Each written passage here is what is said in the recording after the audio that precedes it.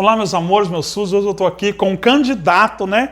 A gente já não está fazendo mais com os pré-candidatos, né, Câmera Boy? Agora é candidato Joca Maluli, da cidade de Araçatuba, né, Joca? Eu creio que alegria estar aqui com você. Você sabe o quanto eu admiro o trabalho da comunicação e principalmente o quanto eu sou seu admirador por ser uma pessoa que foi desacreditada lá atrás. Exatamente. Né? Eu acompanhei a sua entrevista no SBT, quando eu te conheci ainda no começo da sua carreira. Tenho muito orgulho de estar aqui com você. Pode ter certeza que onde eu estiver, eu vou levar seu nome e estou muito feliz de estar aqui agora como candidato. E já queria agradecer às pessoas, aos tantos amigos e amigas de todo o estado de São Paulo, de Araçatuba em particular, que têm me recebido com muito amor e carinho. Muitas pessoas trazendo histórias do meu avô, né, saudoso Dr. Jorge Maluli Neto, da minha avó, a Dona Terezinha, da minha mãe, da Vera, que ela está aqui agora também me acompanhando na trajetória. As pessoas têm um carinho muito grande pela família, pelo meu pai, e é muito gostoso saber que a sua família, seus ancestrais deixaram um legado de trabalho, mas mais gostoso ainda quando as pessoas te conhecem, te olham no olho e falam: nossa, que bacana ver um cara novo se engajando na política e com vontade, com energia, com garra para trabalhar e para resolver os problemas da nossa cidade e do nosso estado. Então, estou muito feliz e feliz de estar aqui. Joca, antes de qualquer coisa, quem é Joca Maluli e qual que é a sua carreira profissional? Bom, como a gente esteve aqui numa outra oportunidade, eu me chamo Jorge Maluli Neto, tenho 34 anos, Joca é um apelido. Sou formado em publicidade, fiz pós-graduação em administração, estudei também política em Londres, numa bolsa que eu ganhei da Universidade de Londres. Sou uma pessoa que baseio a minha vida em um tripé: Deus, a minha família e meu trabalho. Eu, como um bom capricorniano, sou movido a estar com a minha família e a trabalhar. Sou completamente workaholic, trabalho muito, mas tudo que eu faço no meu trabalho eu amo. Então, os 7 anos que eu estive com a minha mãe foram maravilhosos ao lado dela no buffet. Agora, na política, eu estou me identificando, trabalhando muito, recebendo muita energia, uma troca muito boa das pessoas. Então, como eu faço tudo de coração, entrei na política para entregar algo diferente e entregar o meu melhor. Isso tem me motivado e tem me inspirado todos os dias a acordar e trabalhar em prol do propósito. O que te motivou a entrar pela política? Porque você já tem um DNA da política no sangue, praticamente, né? Uma história, né, bem contada, né? Os avós. Então, o que te motivou a entrar? Porque você demorou até para entrar para a política, né? Muitas pessoas falam isso. Poxa, Joca, por que você não se candidatou antes? Hoje eu tenho 34 anos e eu me sinto preparado, né? Não só emocionalmente, espiritualmente, mas também preparado para entrar e realmente ser percebido como alguém que trouxe algo novo, como alguém que vai surpreender, inclusive, nos próximos anos, a forma como eu vou conduzir a minha carreira na política. E eu entrei agora por uma razão muito simples. Quem diz a hora de entrar não é você.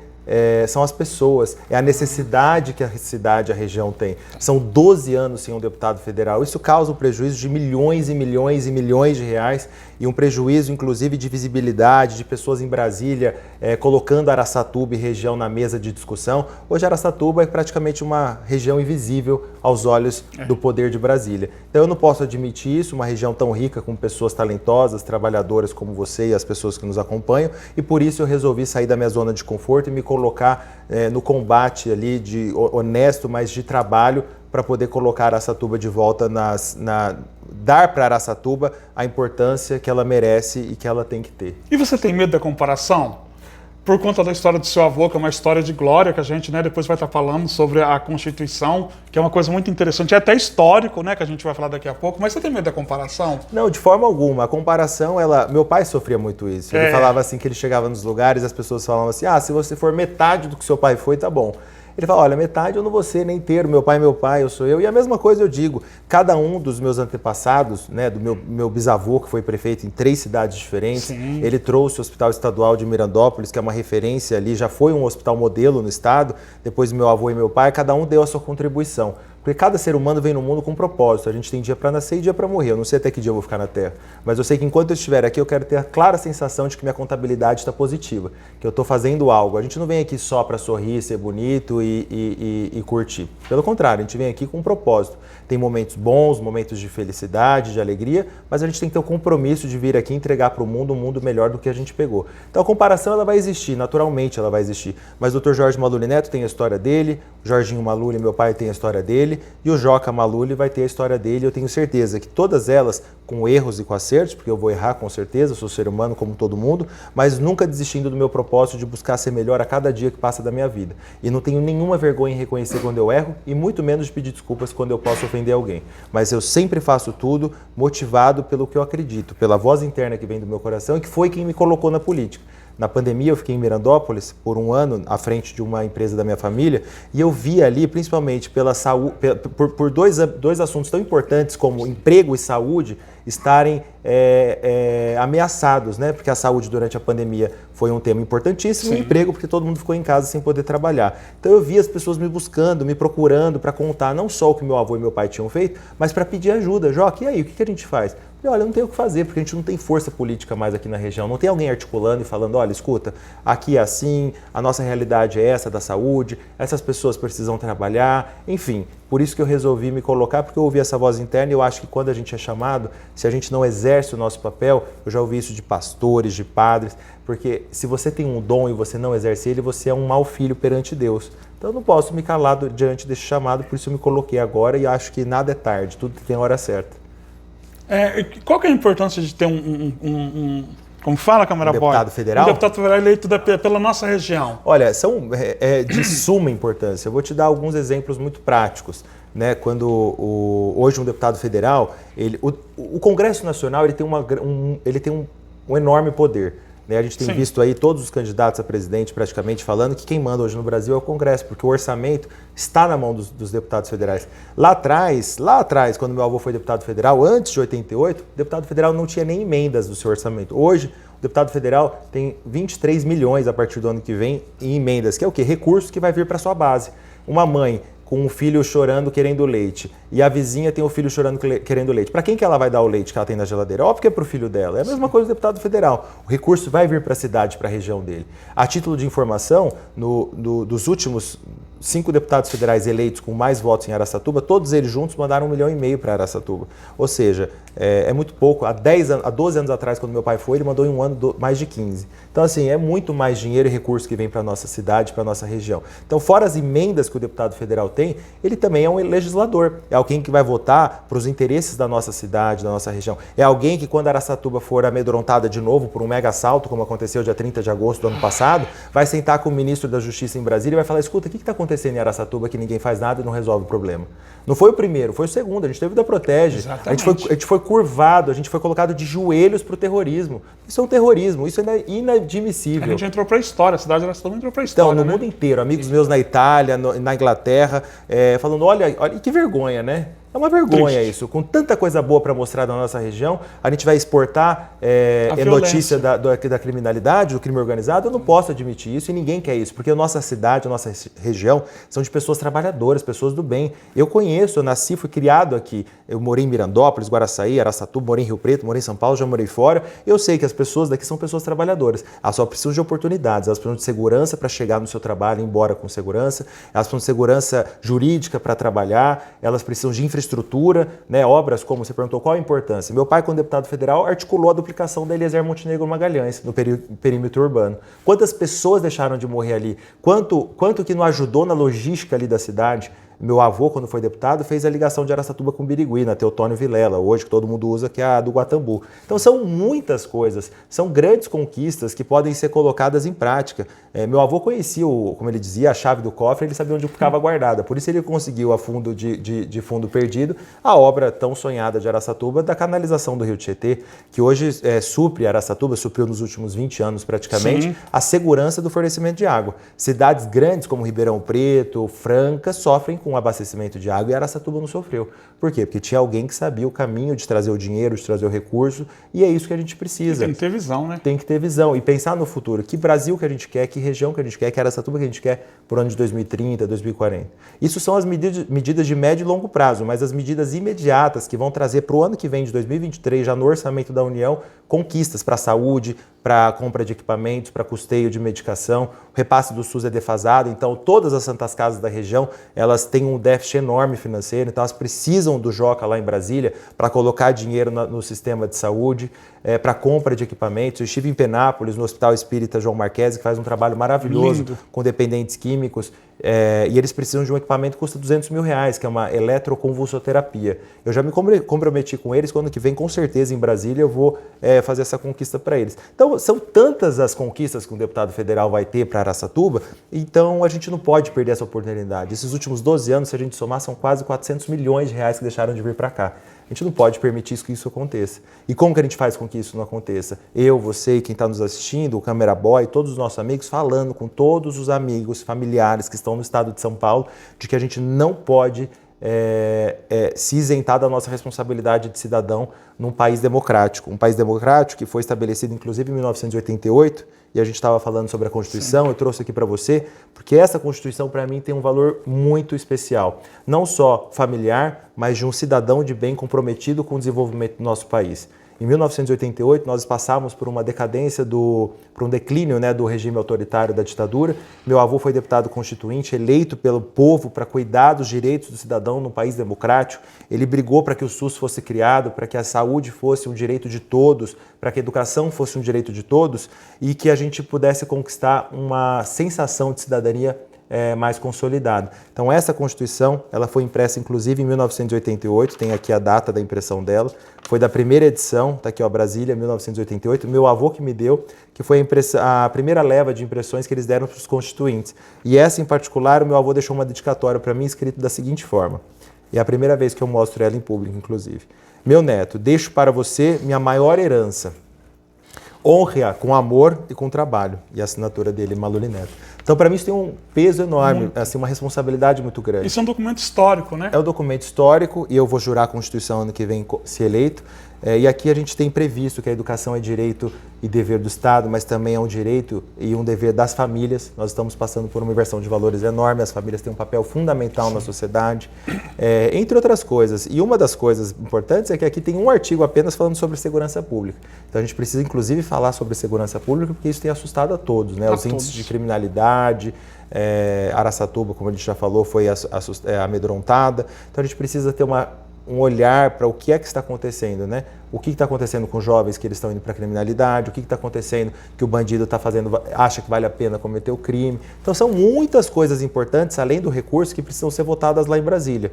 Várias reformas, como a reforma tributária, que é madura hoje para ser votada, que se simplificar os impostos, a gente vai acabar com essa guerra fiscal no nosso país, que fica drenando, né, essa briga, competição entre os estados para levar a indústria daqui para lá. E hoje a gente viu uma desindustrialização enorme do estado de São Paulo e Três Lagoas ganhando muito mais visibilidade, levando empresas daqui, enfim, por conta dessa guerra fiscal. Então a gente precisa ter uma reforma tributária já praticamente madura para ser votada, que simplifique e acabe com essa guerra fiscal. E que São Paulo possa mostrar para o Brasil a sua força, com as suas potencialidades hídricas, viárias, das pessoas que estão aqui, com a tecnologia que a gente tem aqui, que a gente vai ter muito mais ainda, se Deus quiser, porque a gente vai trabalhar para isso, mas a gente não pode perder o brilho que São Paulo tem, né? E a nossa região. E a gente está perdendo. Araçatuba, as pessoas falam que é a segunda região mais pobre do estado de São Paulo, mas eu garanto que depois da pandemia a gente pode se assustar, inclusive, com os números consolidados, porque algumas pessoas têm acesso a tudo, algumas pessoas estão ganhando dinheiro, mas outras estão sofrendo. Ali na ponta, a pessoa mais pobre, ela está sofrendo muito com os preços,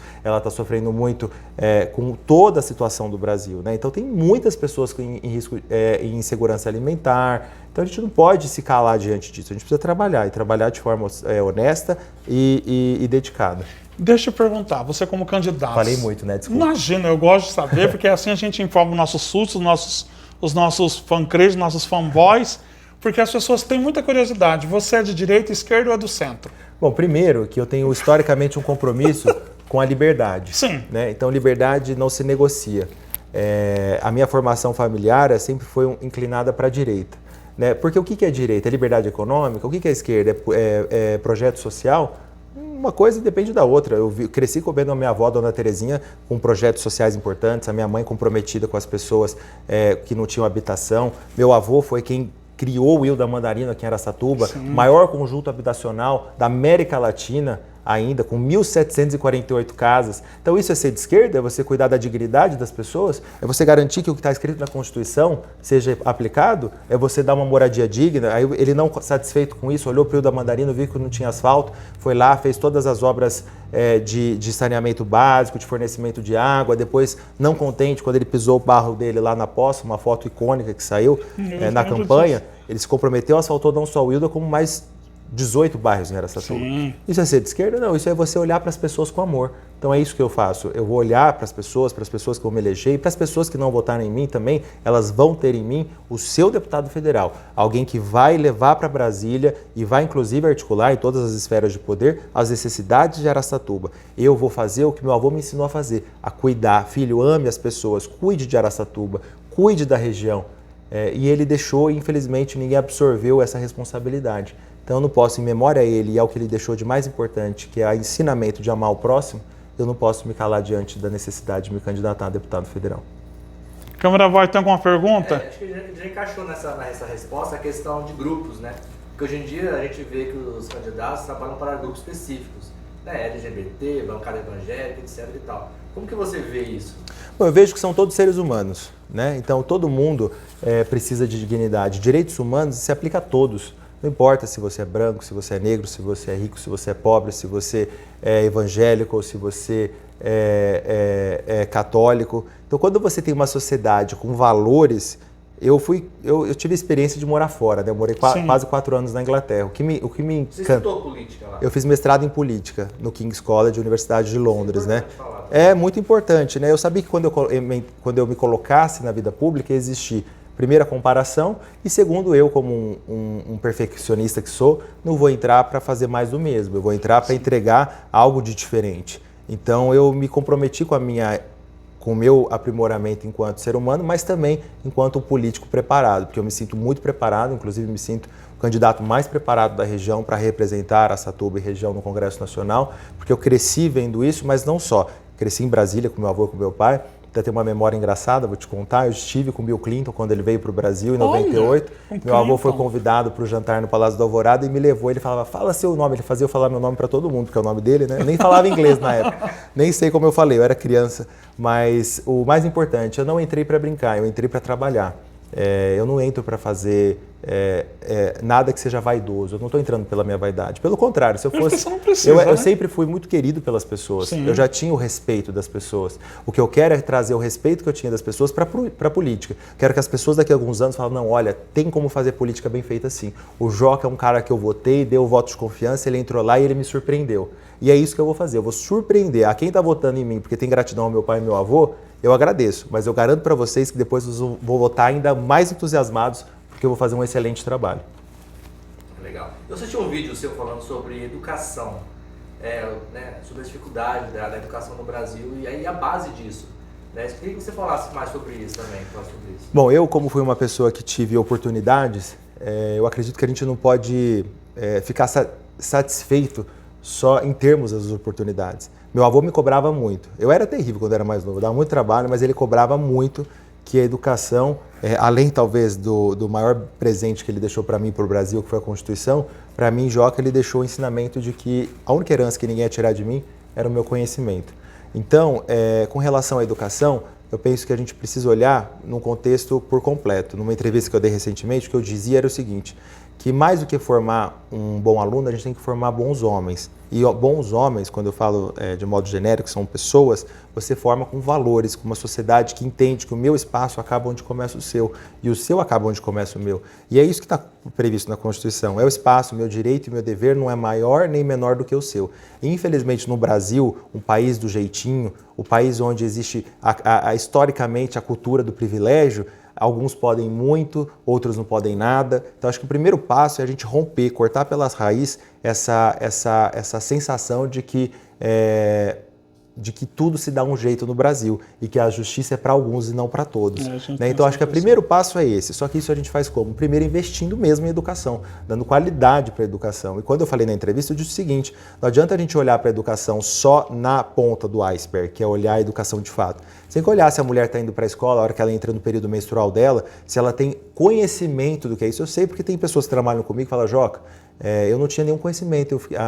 Quando eu tive meu primeiro período menstrual, eu não sabia o que era isso, eu pegava um retalho, tinha vergonha, ou eu ia para a escola com fome, ou eu tinha medo, eu não queria ir para a escola porque eu estava amedrontada, porque eu via meu padrasto abusando da minha irmã mais velha. Então tem alguns problemas sociais no Brasil que a gente só vai resolver a hora que a gente der renda para as pessoas, empoderar as pessoas com a capacidade da liberdade de escolha. Quando você tem dinheiro no bolso, o melhor programa social que tem num país é esse, é a liberdade econômica para as pessoas empreenderem, o Estado não fazer o papel do inimigo do empresariado, não só do pequeno, do médio, como do grande, e dar para as pessoas direito de trabalharem e respeitar o trabalhador. No Brasil, existe uma guerra, né, ideológica que coloca como se o cidadão de bem estivesse fazendo algo de errado. A gente precisa proteger as pessoas que querem trabalhar, sejam elas empresários ou empreendedores, ou pessoas da comunicação, enfim, não importa. O que importa é que a gente precisa valorizar o trabalho honesto, e o trabalho tem que ser valorizado, respeitado, e a gente tem que fortalecer no brasileiro o senso de patriotismo, né? Porque a gente tem que ter orgulho de ser brasileiro e não admitir que as pessoas façam com o Brasil o que elas fazem hoje, e não admitir que as pessoas nos desrespeitem enquanto araçatubenses que somos, enquanto paulistas que somos. Então, eu penso que a educação ela vem muito de fortalecer, né, os valores, mas também, óbvio, como deputado federal, vou articular, assim como eu vi meu pai brigando para o FIES poder ser pago, o FIES que é um financiador, né, de ensino superior de muitas pessoas, ele só podia ser pago em dinheiro. Ele brigou lá, na época, com uma bancada de deputados e permitiu que as pessoas pagassem o FIES com o trabalho. Então, o que quer dizer isso? Quer dizer o quê? Compromisso para que mais pessoas tenham acesso à boa educação. Só que hoje eu penso que a educação mudou muito. Hoje Sim. Você não precisa chegar aos 20, 25 anos para entrar no mercado de trabalho. Se você tiver um ensino médio eletivo, onde você já identifica a vocação da pessoa, as preferências daquela pessoa e já encaminha ela para o ensino médio técnico, você vai colocá-la no mercado de trabalho de forma muito mais rápida, eficiente, e vai dar para ela a capacidade dela ter a sua renda muito mais cedo. Porque uma das razões da evasão escolar é porque as pessoas precisam ajudar a mãe nas contas da casa, porque só com o salário de um salário mínimo que a mãe de repente recebe, ela escolhe. Ela compra comida, depois ela paga a conta de água, depois ela vai fazer outras coisas. Não consegue muitas vezes bancar. Não consegue. Não consegue. Então, eu penso que isso é importante. Eu me comprometi já, em Birigui a gente tem um Instituto Federal, Araçatuba nós não temos, nós podemos ter. Como deputado federal, eu vou trazer mais dispositivos de formação técnica para a nossa região e vou me comprometer já a trazer um polo tecnológico, onde você coloque. Hoje existe um déficit enorme de mão de obra para a tecnologia, TI. O Brasil, e hoje com a globalização, a gente não precisa estar lá. Tem pessoas aqui no Brasil trabalhando para empresas europeias, americanas, ganhando em dólar, em euro. E a gente não tem profissionais para isso hoje. Tem um déficit enorme. Então imagine que legal se nós trouxermos um polo tecnológico para cá, para capacitar os jovens da periferia para o mercado de trabalho atual. Porque o mundo está mudando muito rápido. A gente precisa preparar a mão de obra para a demanda necessária. Então tem muita oportunidade boa e a gente não pode perder essa oportunidade. Por isso que eu quero estar em Brasília, vou estar em Brasília ano que vem, para trazer para Araçatuba, para a região, todas as oportunidades que estão ficando perdidas e estão indo para o ralo hoje. Investir em educação acho que é a base de tudo, né? Resolve todos os problemas. Das drogas. Resolve todos os problemas que quando você investe em educação de valor, você obviamente está sanando um problema estrutural do Brasil. Só que é um investimento que muitos políticos não querem fazer, porque ele não dá resultado para a próxima eleição. Né? Então a gente precisa se comprometer com isso. E eu vi na minha casa, meu pai fazendo a municipalização do ensino, quando o Estado jogou no colo do município, porque essa é a tendência, joga tudo no colo do município. O município não dá conta, né? Na saúde, educação. E eu vi o compromisso ali de fazer a coisa acontecer. Meu avô, quando prefeito, reformou todas as escolas de Araçatuba. Ele fez quadra poliesportiva em 18 escolas. Então, assim, era obra em todos os momentos. Foram 480 obras, dentre elas a maior parte na educação e na infraestrutura. Então, eu quero dizer com isso foi o avô dele que fez e o pai. Sim, não fui eu. Quero dizer que eu tive o exemplo na minha casa de como tem que se fazer. E minha mãe, a Vera, é muito, muito exigente também. Ela sempre cobrou, ela falou, olha, se você não trabalhar, você não vai ser ninguém. Não conta com o que seu avô fez, com o que seu pai conta fez. com o nome, né? Porque isso, a única coisa que você vai ter é um nome respeitado. Sim. Pessoas que gostam, talvez pessoas que não gostam, mas isso é democracia, não pretendo ser querido por todos, mas pretendo ser respeitado por todos, porque eu respeito a todos. Não dá para agradar gregos e baianos, né? Exato. Não Então, foi essa escola que eu tive. A gente está caminhando para o nosso finalzinho, para o nosso bate-papo, que é um bate-papo, né? Como fala? É intimista que fala? Como é que é? Intimista. Eu não sei como é que fala, gente.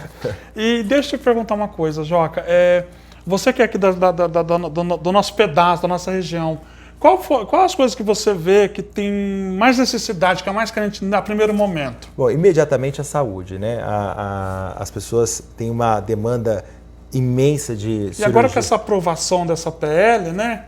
Como é que vai ficar a saúde? Porque tá um burburinho que parece que vão ter que dispensar grande parte da mão de obra porque os hospitais não têm condições de manter esses funcionários. Os agentes de saúde. Os auxiliares, os técnicos, né? Enfim. É uma pena isso, mas por quê? Como eu te disse, a saúde financeira, isso eu falo porque eu estive na Santa Casa de Guararapes, eu estive no Hospital Mirandópolis, estive na Santa Casa de Araçatuba, conheço a região, eu conversei com as pessoas, eu não estou tirando da minha cabeça. Não tem dinheiro, eles não têm dinheiro. O Hospital Espírita de Penápolis. Então o que acontece? Se já não tem dinheiro, se aumenta, como faz para bancar isso? Então assim, a saúde é uma demanda urgente. Então, a partir do ano que vem, eu já tenho esse compromisso de fortalecer a musculatura financeira de todos os espaços de saúde da região, né, as santas casas e tal, que é o quê? É estancar o sangramento. Primeiro você manda ali os recursos, depois você pensa de forma médio e longo prazo.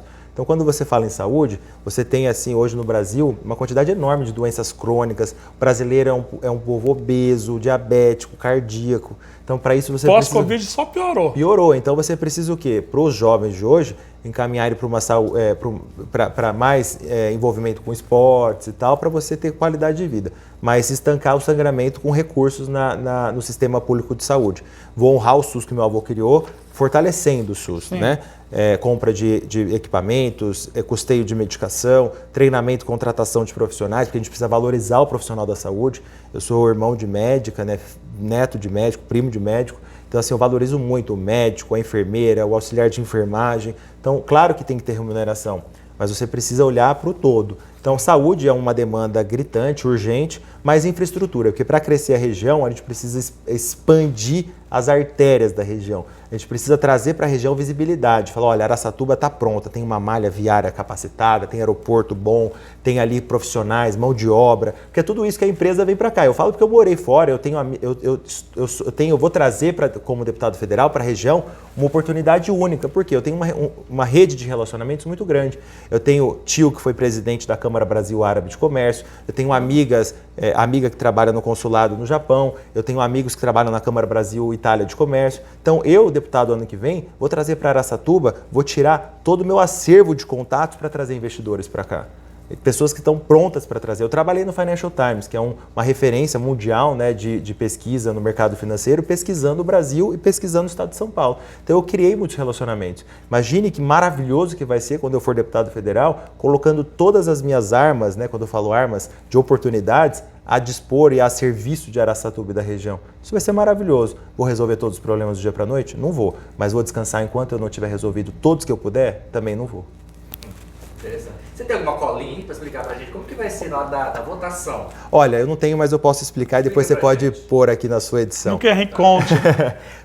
Primeiro, a título de informação para as pessoas que estão nos assistindo, o Brasil, nós somos uma democracia, né? E nós temos eleição a cada 2 anos. Este ano de 2022, nós vamos fazer a escolha para 5 nomes. Para deputado federal, e nessa ordem, deputado federal, então o primeiro voto seu vai ser o voto da democracia, o voto das pessoas que querem a Constituição valorizada, que é o 988, que é o número do Joca. Tá. Depois você vai votar para deputado estadual, depois para senador, depois para governador e depois para presidente. São esses 5 votos. Então é importante que as pessoas levem uma colinha, se eu não me engano, inclusive o TSE teve uma determinação até um pouco não democrática, né, para um país que as pessoas, hoje tudo muito digitalizado, o celular ajuda muito, né, as pessoas. A gente não lembra nem o número de telefone das pessoas mais, eu já mais, nem sei né? qual é o meu, câmera. Imagine não poder levar o celular, mas enfim, não pode, então leve a sua colinha lá, que são esses 5 números, deputado federal, deputado estadual, senador, E esse ano é a troca de uma cadeira, porque o estado de São Paulo tem 3 cadeiras, esse ano a gente vai trocar uma, governador e presidente.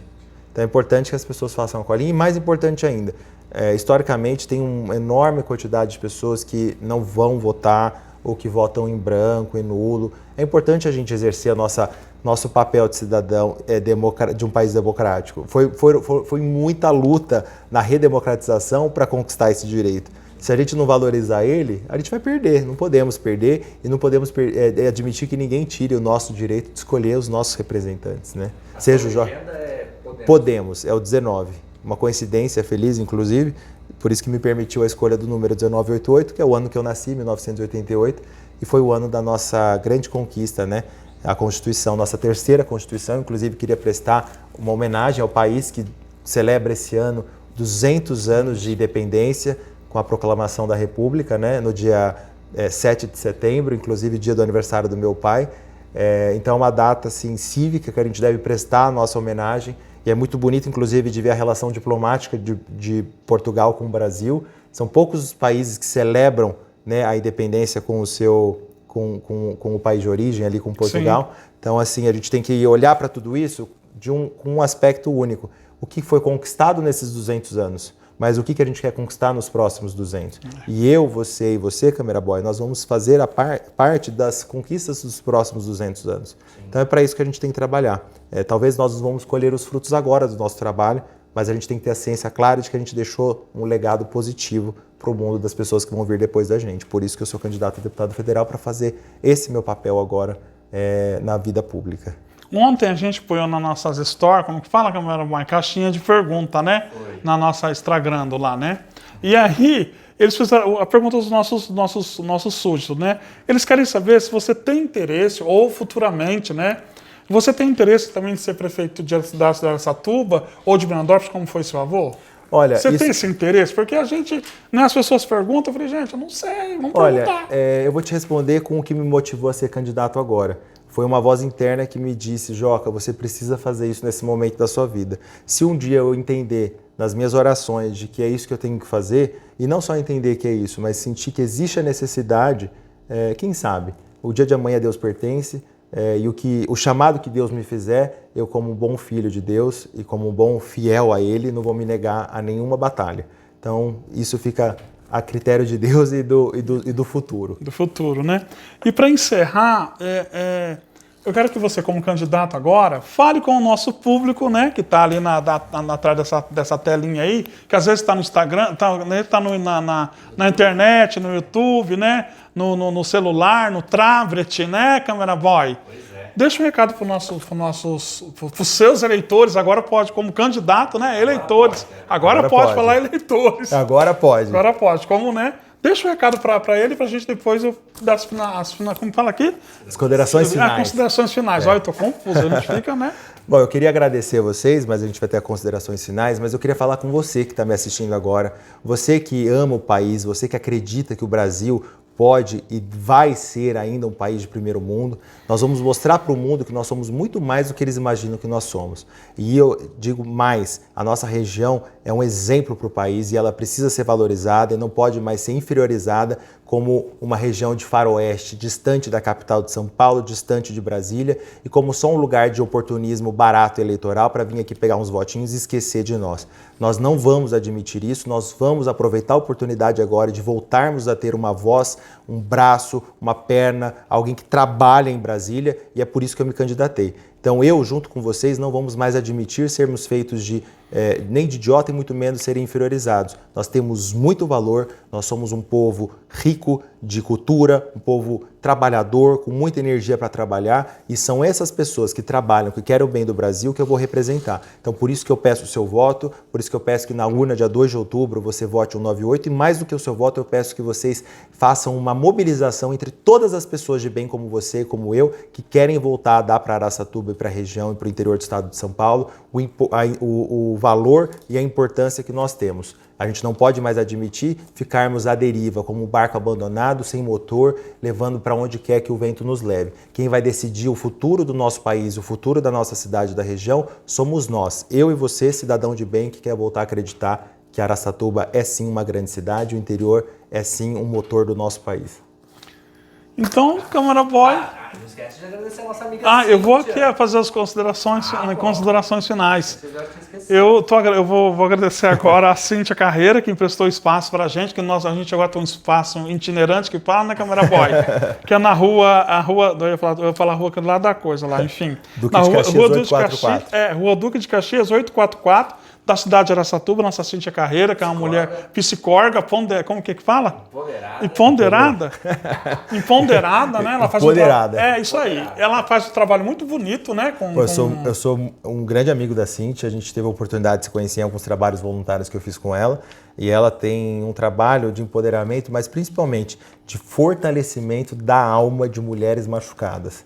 Ela faz essa construção de alma forte, de mulheres que foram subjugadas, subvalorizadas, e eu acredito muito que dessa forma, quando você dá para as pessoas o empoderamento de alma, você empodera as pessoas a conquistarem o céu, porque o céu é o limite. Então, eu tenho muito respeito a Cíntia, queria deixar um beijo a ela. Essa sala tem essa energia gostosa, que é a energia dela. Tem. Também quero agradecer ao Ederson Ribeiro Costa, que prestou pra gente também nos nossos outras entrevistas, né, Câmara Boy? Verdade. Ele tá agora mudando de estúdio, não, de clínica, né? Porque a gente gravava lá, depois vai voltar a gravar novamente, né? Um beijo pro Ederson Ribeiro Costa. Agradeço também todos os candidatos que por aqui passaram, né, para dar a entrevista para a gente. Alguns não puderam vir por conta das agendas, né, Câmara Boy?